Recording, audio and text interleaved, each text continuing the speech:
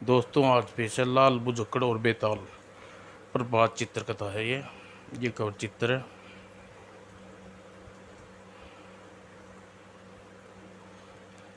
शुरू करते हैं। आजकल आदमी एक दिन न कमाई तो शाम को भोजन नसीब नहीं होता। लाल बुजक्कड़ को आज पूरा महीना हो गया था मुफ्त की रोटियां तोड़ते हुए। उसकी पत्नी ही उसको निभा रही थी, लेकिन किसी भी बात को रहने की हद होती है। अब जाओ, मेरा मुंह क्या खड़े क्यों ताक रहे हो? क्या घुंघरू लटक रहे हैं? जल्दी जाओ, वरना वरना क्या कर लोगी? धक्के देकर बाहर फेंक दूंगी। हे भगवान, जिसकी पत्नी धक्के देकर बाहर निकाले उसका भी क्या जीना है। मुझे उठा ले अब तो। मगर पत्नी हर मामले में बीस थी।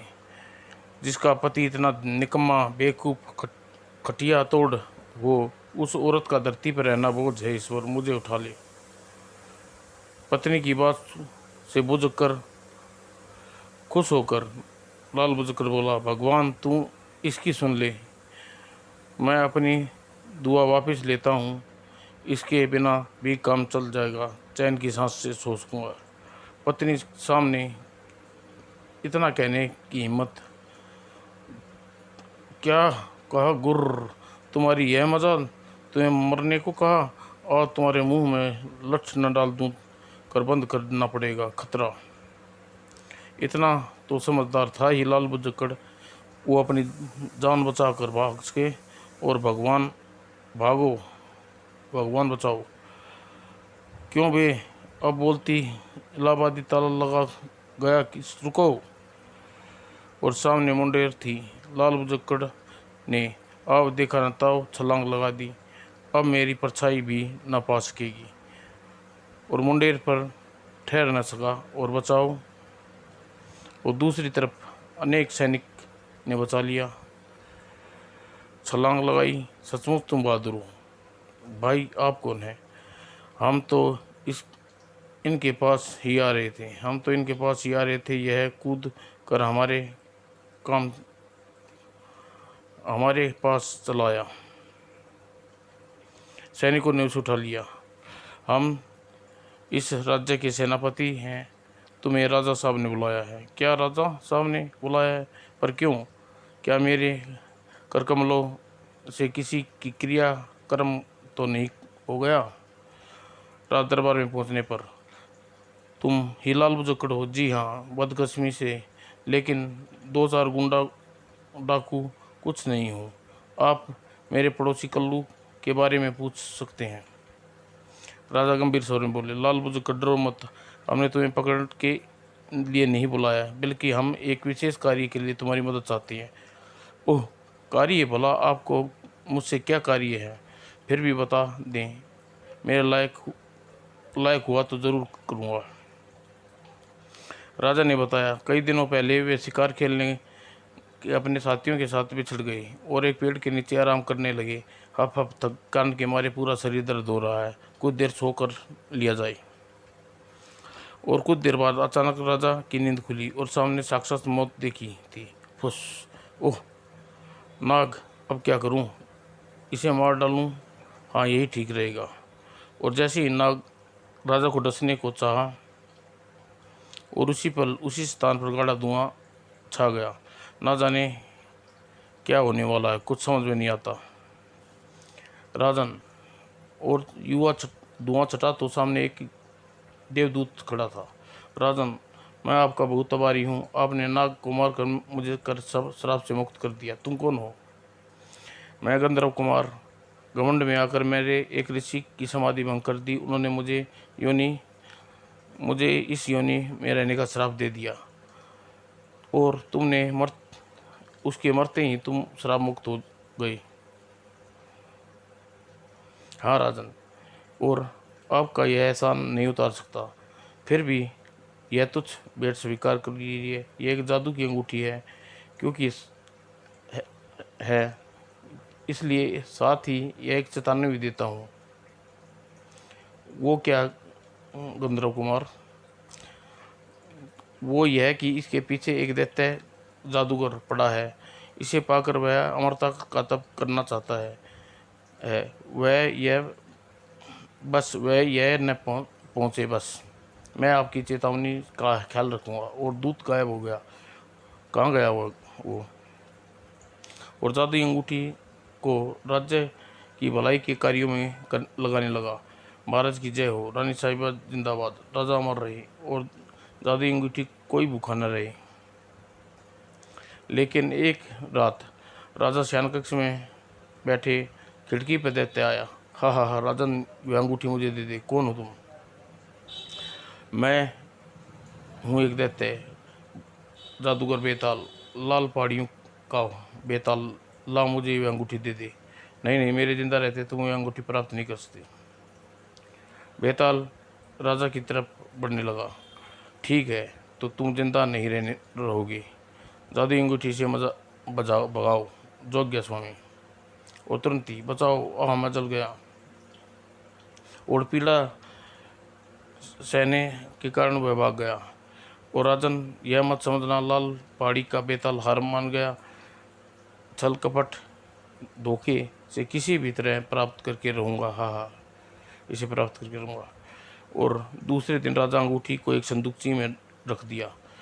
इस अंगूठी को मुझे हिफाजत रखनी होगी। और कुछ दिन बाद रानी ने कहा, महाराज उस जादुई अंगूठी को एक बार पहनना चाहती हूँ। ऐसी बात है तो हम तुम्हारी इच्छा अभी पूर्ण कर देते हैं। राजा अंगूठी निकाल दी और रानी को पहनाने लगा।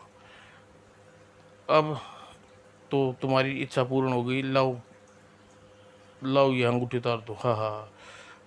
और रानी का रूप बदलने लगा। राजा बेवकूफ, राजा रानी नहीं, मैं लाल पहाड़ी का बेताल हूँ। मैंने कहा था ना, छल बल कपट से हत्या कर रहूँगा। रानी तो बेचारी पड़ी है वह। हाँ सुन लो,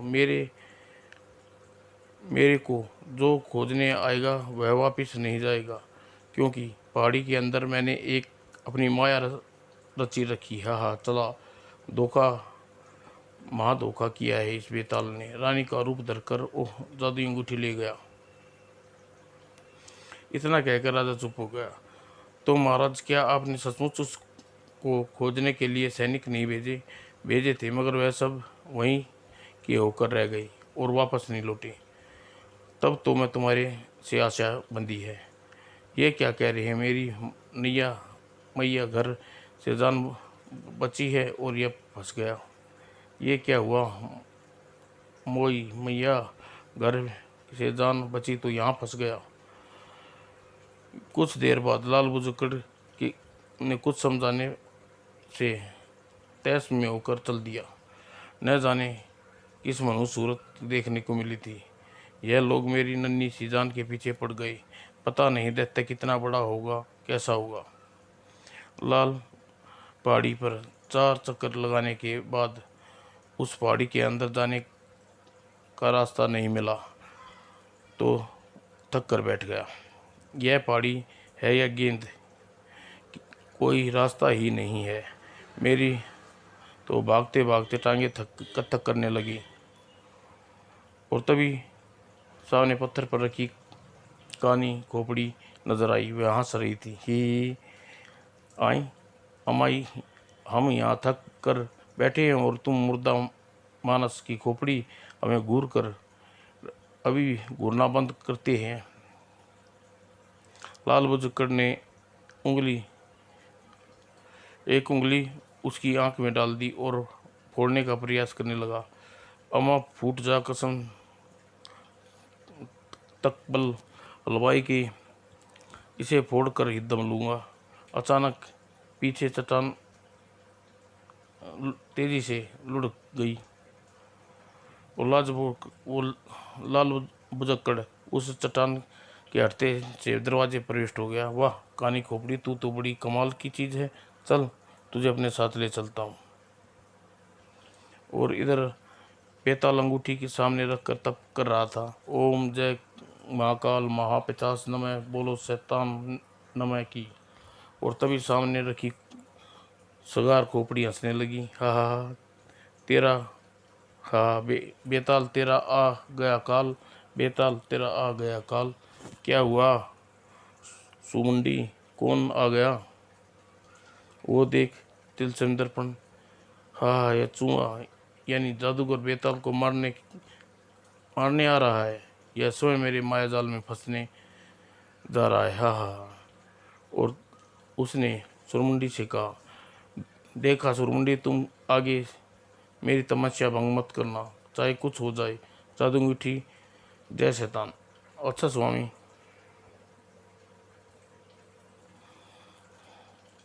और लाल बुजक्कड़ आगे बढ़ा और रास्ते में एक राक्षस सोया पड़ा था। ओह, इतना बड़ा राक्षस! मैया री मैया, लगता है यह बेताल का चौकीदार है। खैर, इसे तिगनी का नाथ न करा दिया तो मेरा नाम नहीं ही। और पहले लाल बुजक्कड़ ने 7 लाई रस्सी से उसके हाथ बांध दिए। हफ हफ हफ। तो हाथ बांधने पर इतनी मेहनत करनी पड़ी।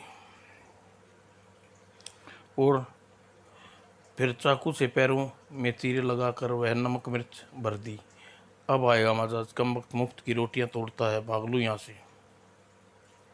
और पैर पर उठती जलन के दर्द से राक्षस बिलबिला कर उठा। ओह, मेरे पैर में जलन क्यों हो रही है? और यह मेरे हाथ बंधे पड़े हैं। वो आदमी कौन है? उधर भाग रहा है। मैं ठहर मेंढक। और जैसे ही वह खड़ा हुआ, तेज दर्द की मारे टीस उठी हुआ है, फौरन गिर गया। हाय, मैं चल भी नहीं सकता। इस कमबख्त ने मेरे पैर पर तलवे चीर दिए, न जाने क्या भर दिया। मैं चल भी नहीं सकता। हुई हुई। और लाल बुजक्कड़ आगे आ गया। कहीं वह बेताल का बच्चा मर जाए तो कच्चा चबा जाऊं। जल्दी ही कहीं भी दिख रहा है बेशरम, मेरे डर से कहीं जा छुपा होगा, शायद गीदड़ कहीं का।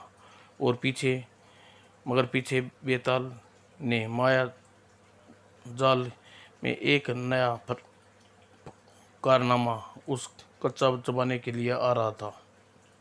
और लाल बुजक्कड़ पीछे देखा तो उस अजगर का मुंह गुफा की तरह समाया। अरे गुफा, यह तो यहाँ रही। इधर उधर ढूंढना रहा था। लगता है इसमें बैठकर गीदड़ बेताल, चलो अंदर चलता हूँ। और लाल बुजक्कड़ अंदर जाने पर जानवर ने जबड़ा बंद कर लिया। कोशिश की, मगर बीच में लाठी अटक गई। इस लठ तो यहीं जड़ होकर रह गया, इसे यहीं छोड़ देता हूँ, अंदर देखता हूँ। वह जानवर के पेट में पहुंचा। वहां दृश्य देखकर उसका दिल दहला। अरे, लगता है यह किसी कब्रिस्तान में आ गया हूँ। चारों ओर नर कंकाल और हड्डियाँ पड़ी हैं। यहाँ तो एकाएक उसके दिमाग में विचार आया। वह काँप उठा। कहीं यह भूल से किसी भयानक दैत्य के पेट में तो नहीं आ गया? हड्डियों द्वारा खाई गई इंसान ही नहीं है यहाँ तो। फिर मैं मर जाऊंगा। ऐसा विचार आते ही वह दौड़ने लगा और वापिस जल्दी भाग लूँ, वरना 4 हड्डियाँ मेरी भी इनमें शामिल हो जाएंगी। और बाहर आकर, और सचमुच यह तो भयानक जानवर था।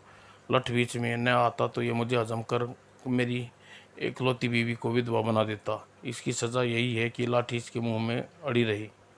कुछ देर बाद लाल बुजक्कड़ जो ही एक गलियारे में कदम रखा, फिसल कर गिर गया। आई मेरी मैया, मेरी कमर टूटते टूटते बची है। फिसल क्यों रहा हूँ? और फिसलता चला गया।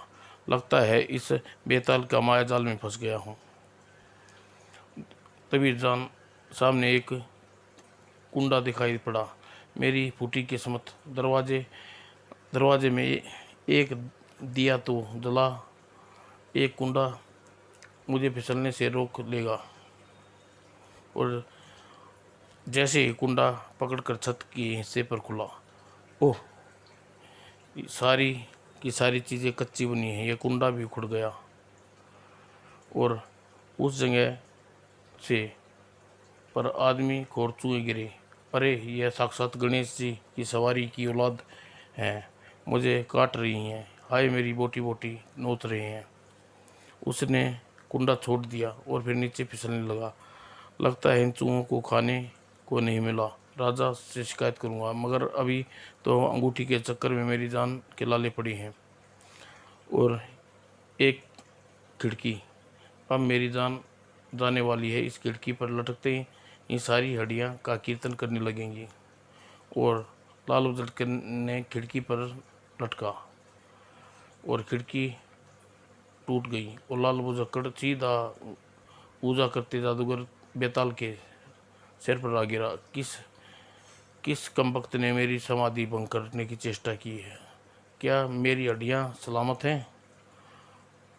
और लाल बुझक्कड़ ने निगाह सामने अंगूठी पड़ी। ओह, यह रही अंगूठी जो जादुई पूजा कर रहा है। उठा कर रख लूँ अपने पास। और फिर उसके पीछे उसके पीछे आ रहे आदमखोर चूहे खिड़की से कूद कर बेताल पर टूट पड़े।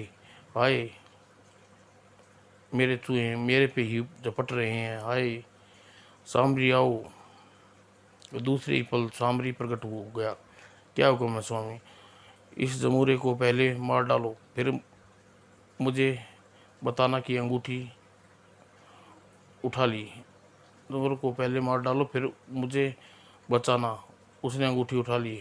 हाँ हाँ, अब यह जमूरा मरेगा, सामरी इसे छोड़ेगा नहीं। जैसे ही सामरी लाल बुजुक्कड़ की तरफ बढ़ा, लाल बुजुक्कड़ ने झोले में खोपड़ी निकाल कर उस पर फेंक के मारी। हा हा हा, अब तू नहीं बचेगा मानव। तेरे मारने के लिए मुझे कुछ बचा ही नहीं। फिर भी यह खोपड़ी कुछ असर करेगी। और खोपड़ी टकराते ही सामरी बदन चिंगारियाँ फूटने लगी। हाँ स्वामी, मैं जल रहा हूँ। कानी खोपड़ी ज़्यादा ताकतवर है, मैं मर रहा हूँ। लाल बुजुर्ग ने सुअर की खोपड़ी उठा ली।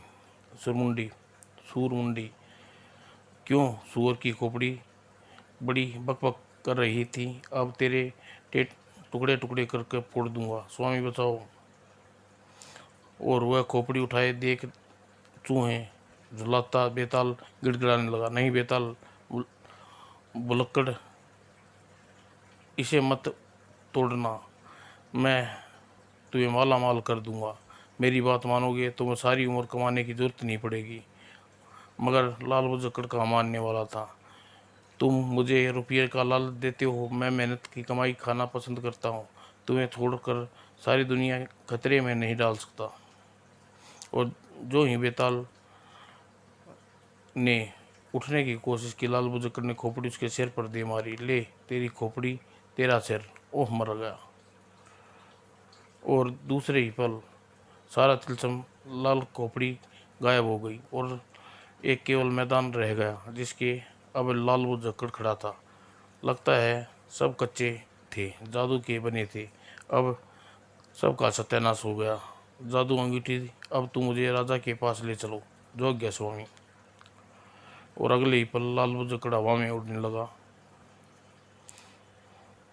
और आकाश में उड़ने लगा।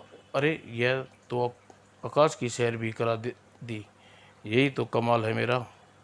फिर राजा के सामने, लो राजा साहब, आपकी अमानत। लाल बुजुर्ग, तुमने मेरे बहुत एहसान किया है, नहीं तो यह राक्षस अमरता हो जाकर कितने ही लोगों को जीना जान ले लेता। राजा ने उपहार के रूप में जो 1000 रुपया देकर विदा किया। अब मेरी पत्नी इतनी दौलत देखेगी तो उसकी आंखें चुंधिया जाएंगी। समाप्त दोस्तों।